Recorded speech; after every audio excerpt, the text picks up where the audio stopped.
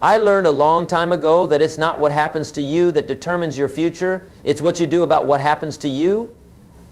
Some people are destroyed by difficult times, while others are developed by them.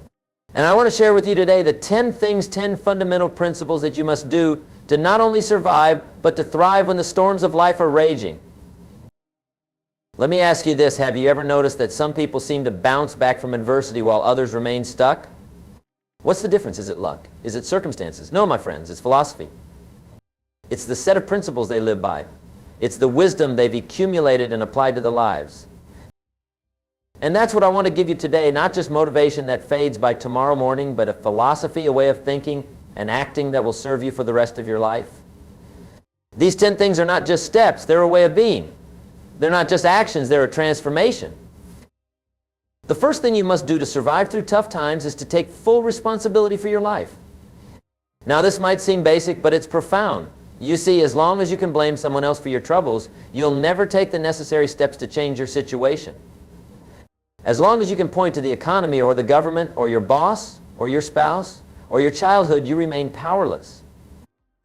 Responsibility means responsibility, the ability to choose your response. No matter what happens to you, you always have the freedom to choose how you'll respond. And in that choice lies your growth and your freedom. I remember talking to a gentleman who had lost everything in a recession. His business gone, his savings depleted, his confidence shattered. He spent the first 6 months blaming the banks, blaming the economy, blaming his partners. And where did it get him? Nowhere. He was stuck in bitterness and defeat, but then something remarkable happened. He decided to take responsibility. He said to himself, I may not have caused the recession, but I am responsible for how I respond to it. And that shift in thinking was the beginning of his comeback. You see, responsibility is the first step toward power. When you say, I am responsible, you're really saying, I am powerful. Not powerful in controlling external events, but powerful in controlling the most important territory of all your own thoughts, emotions, and actions. So I ask you today, are you taking full responsibility for your life? Or are you still hoping and waiting for someone else to make things better for you? The moment you take responsibility is the moment you start to turn things around. The second thing you must do to survive through tough times is to guard your mind. You must become very conscious and deliberate about what you allow into your thinking. Your mind is like a garden. You can either cultivate it or neglect it. But either way, it will produce something. The thoughts you dwell on, the conversations you engage in, the media you consume, these things are either feeding your faith or feeding your fear. They're either making you stronger or making you weaker. And in tough times, you need all the mental and emotional strength you can muster. I've always said that you must stand guard at the door of your mind. You must be vigilant about what thoughts you entertain. Because whatever you focus on expands. If you focus on your problems, they'll seem bigger and more overwhelming. If you focus on possibilities, you'll start seeing opportunities even in the midst of difficulties. In the Great Depression, there were 2 shoe salesmen who were sent to Africa to explore market opportunities. The first one wired back, situation hopeless. No one wears shoes. The second one wired back, tremendous opportunity. No one wears shoes. Same circumstances, different focus, different results. So what are you focusing on today? Are you dwelling on what you've lost? Or are you looking for what you can gain? Are you counting your problems or are you counting your blessings? Are you consumed with worry about tomorrow or are you concentrated on what you can do today? I'm not suggesting that you ignore reality or pretend that everything is fine when it isn't. No, I'm suggesting something much more powerful, that you acknowledge reality but remain focused on possibility. That you see things as they are, but not worse than they are. That you face your problems, but don't let your problems become your focus. Guard your mind, my friends. It's the most valuable asset you have. Read books that strengthen you. Have conversations that inspire you. Associate with people who lift you up, not drag you down. Fill your mind with faith, hope, and possibility, especially when the evidence seems to point the other way. The third thing you must do to survive through tough times is to master the art of change. You see, most people have been trained to resist change, to fear change, to fight against change. But in doing so, they're fighting against the very nature of life, because life is change. The seasons change, technologies change, markets change. Everything is in a constant state of flux. Those who thrive in tough times are those who don't just accept change, but embrace it. They don't just endure change, but initiate it. They understand that the question isn't whether things will change, the question is whether you'll change before you have to. I remember a dear friend who worked for 25 years at a company that eventually went out of business. For the last 5 years of that company's existence, there were warning signs everywhere. The market was shifting. The technology was advancing. The competition was innovating. But my friend, along with many of his colleagues, kept hoping things would go back to normal. They resisted learning new skills. They avoided exploring new possibilities. They clung to the past instead of reaching for the future. When the company finally closed its doors, my friend was devastated, not just because he lost his job, but because he realized he had lost 5 years of preparation time. 5 years that he could have been learning, growing, adapting. 5 years that he could have been mastering change instead of resisting it. Don't let that happen to you. In tough times, you must be willing to reinvent yourself. You must be willing to let go of what was in order to reach for what could be. You must become an expert at adaptation. The dinosaurs didn't become extinct because the climate changed. They became extinct because they couldn't adapt to the change. And in today's rapidly changing world, the ability to adapt quickly is not just a competitive advantage, it's a survival skill. So I ask you, what do you need to change? What skills do you need to develop? What habits do you need to let go of? What new behaviors do you need to adopt? Don't wait until you have no choice. Choose change before change chooses you. The fourth thing you must do to survive through tough times is to set clear, compelling goals. Goals are the antidote to aimlessness. They give you direction when the path is unclear. They give you motivation when your energy is low. They give you something to move toward when it feels like everything is pushing against you. You know, it's interesting what happens when you set a goal. Suddenly, your mind has a focal point, a target to aim for. And when you have a target, your brain automatically starts looking for ways to hit it. It's as if setting a goal programs your subconscious mind to notice opportunities that you might otherwise miss. I remember during the oil crisis in the 1970s, when the economy was struggling and many businesses were closing their doors, I met a young entrepreneur who was actually expanding his business. When I asked him how he was managing to grow while others were shrinking, he showed me his goals written out in detail. He had specific targets for sales, for customer acquisition, for operational efficiency, and he reviewed these goals every single day. He told me, Mr. Rohn, when everyone else is focused on the problem, I stay focused on my goals. When everyone else is asking, why is this happening to me? I'm asking, how can I use this to move closer to my targets? And it makes all the difference.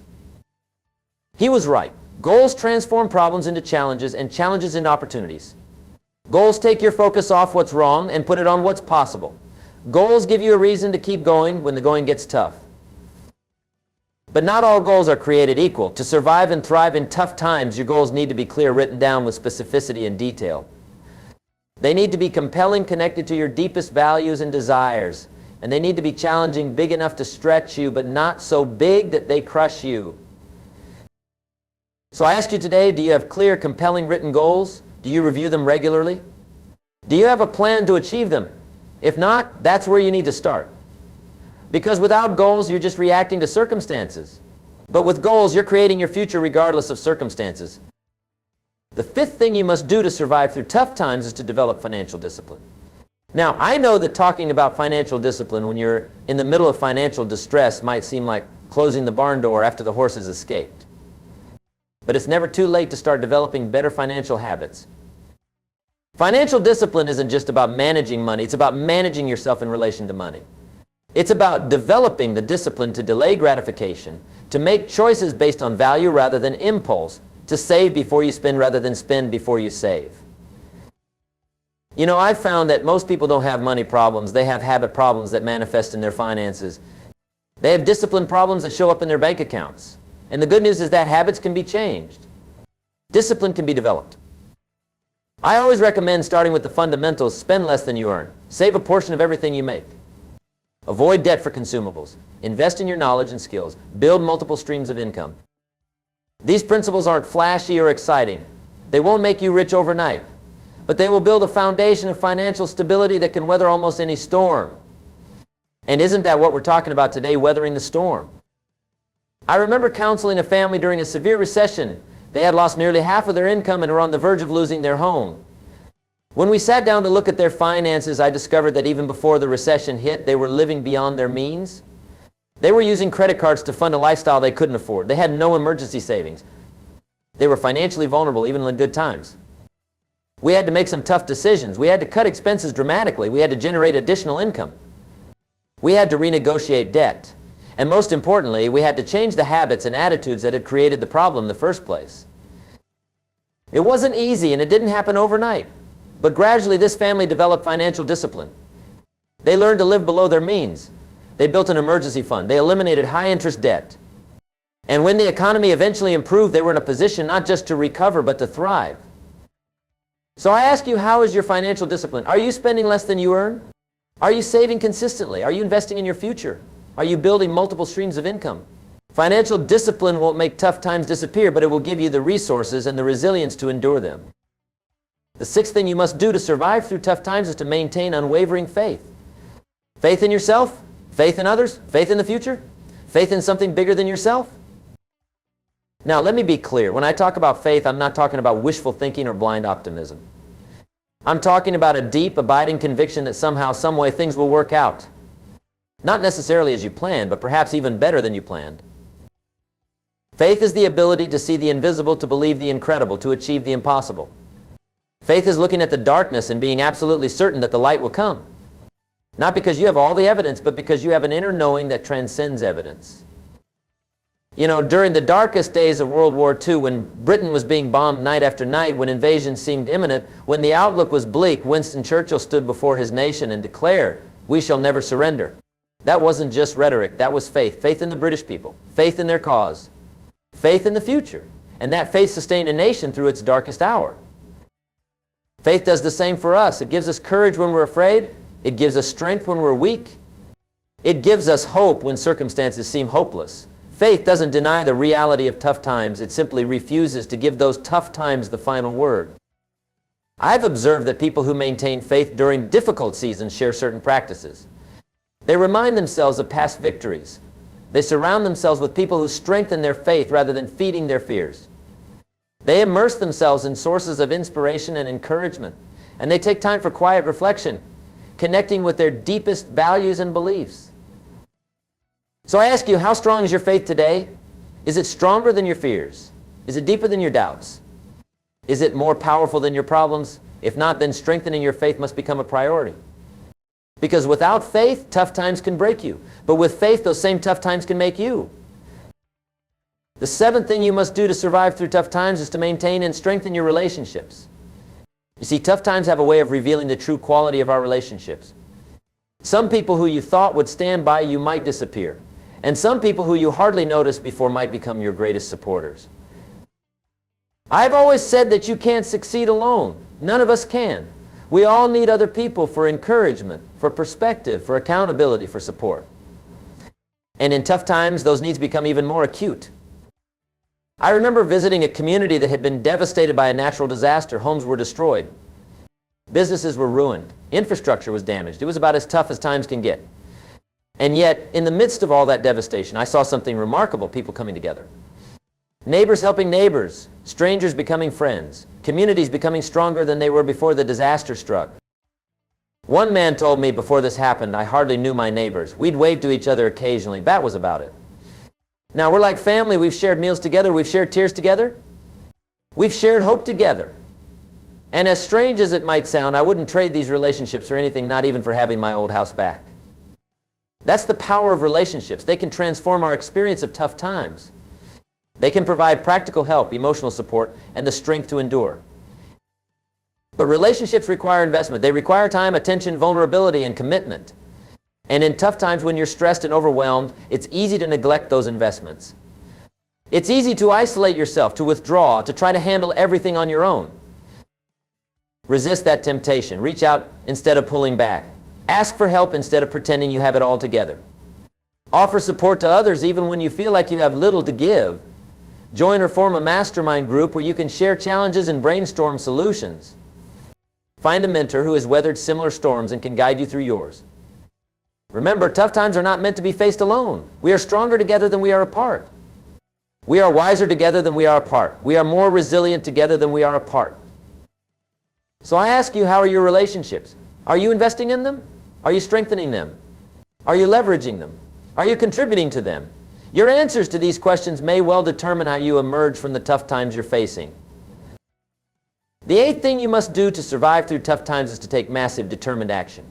You see, tough times can paralyze us. They can make us freeze like a deer in the headlights. They can make us retreat into inaction and passivity.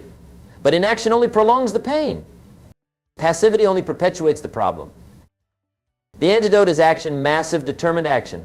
Not just busyness, not just motion, but strategic, focused action that moves you toward your goals despite the obstacles in your path.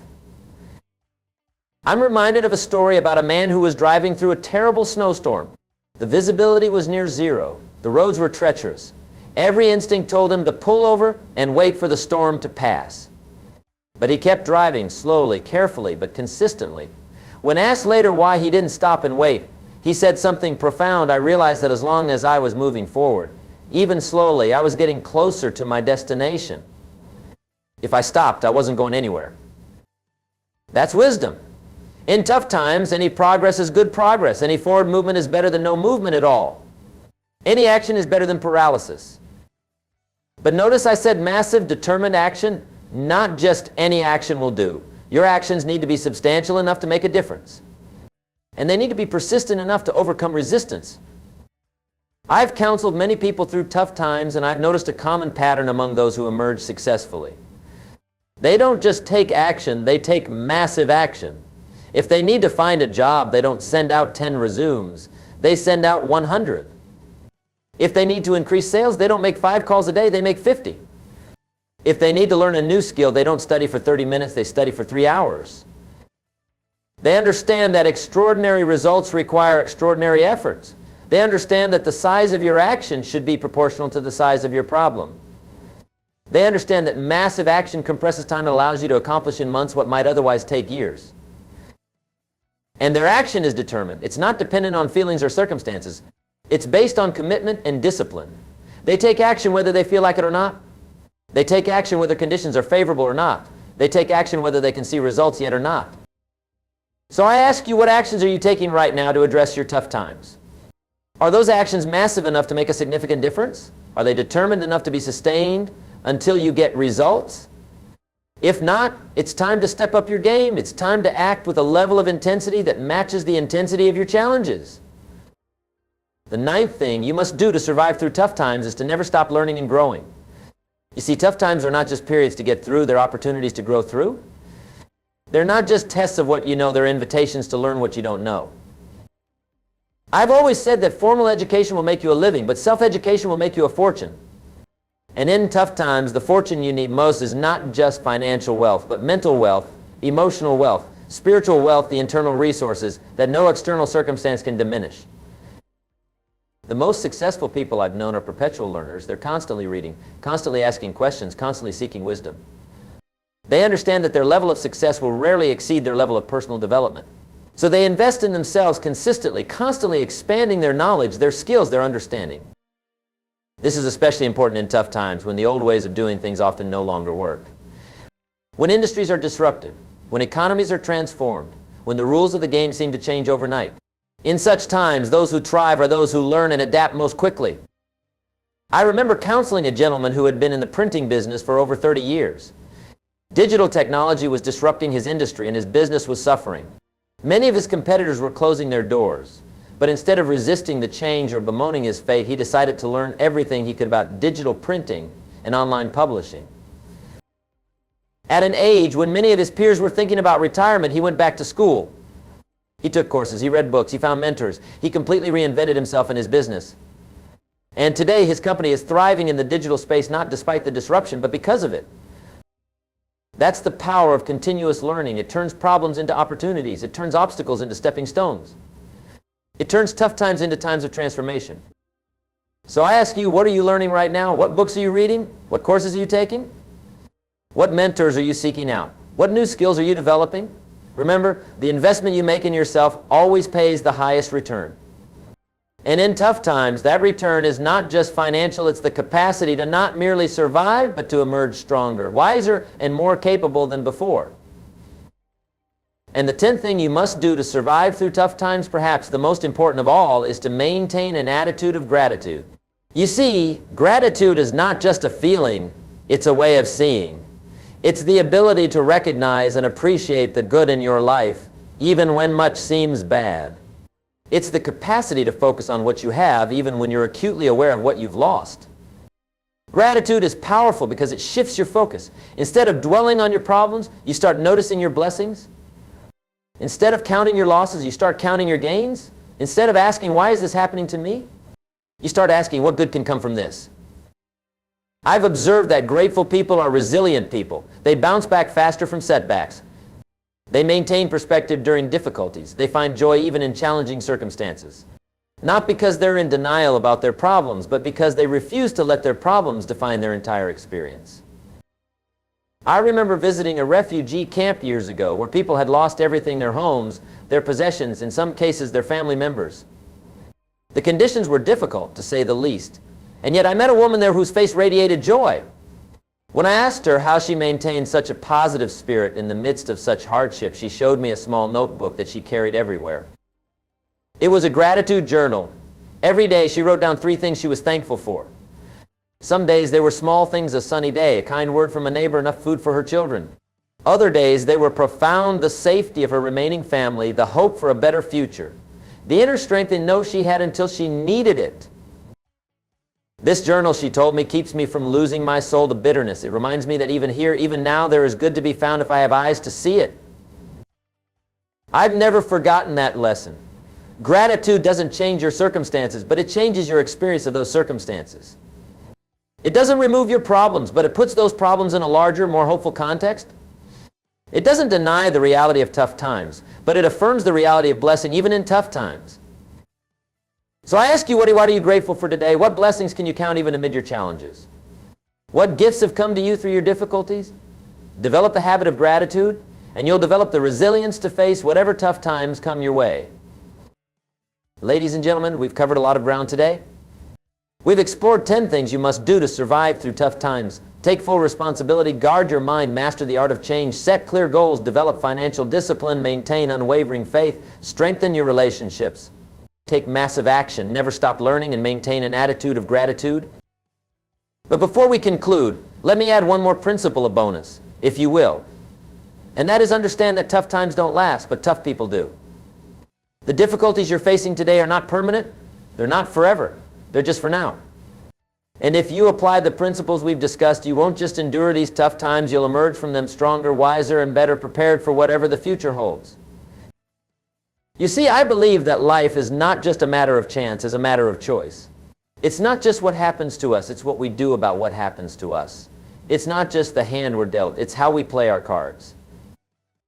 And that's good news, because it means that no matter how tough your current circumstances may be, you have choices. You have power, you have agency. You are not a victim unless you choose to be. You are not defeated unless you decide to quit. So choose today to take responsibility. Choose today to guard your mind. Choose today to embrace change. Choose today to set clear goals. Choose today to develop financial discipline. Choose today to strengthen your faith. Choose today to invest in relationships. Choose today to take massive action. Choose today to never stop learning. Choose today to cultivate gratitude.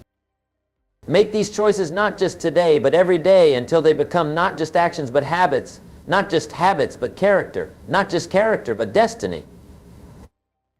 Remember, tough times are not sent to destroy you. They're sent to develop you, to refine you, to strengthen you. They're not punishment, they're preparation. They're not the end of your story, they're just a challenging chapter in a much larger narrative. So face your tough times with courage, with determination, with wisdom, and yes, with optimism. Because on the other side of these tough times is a future that may be better than anything you've yet experienced or even imagined. Thank you for your time and attention today. May you not just survive your tough times, but truly thrive through them and beyond them.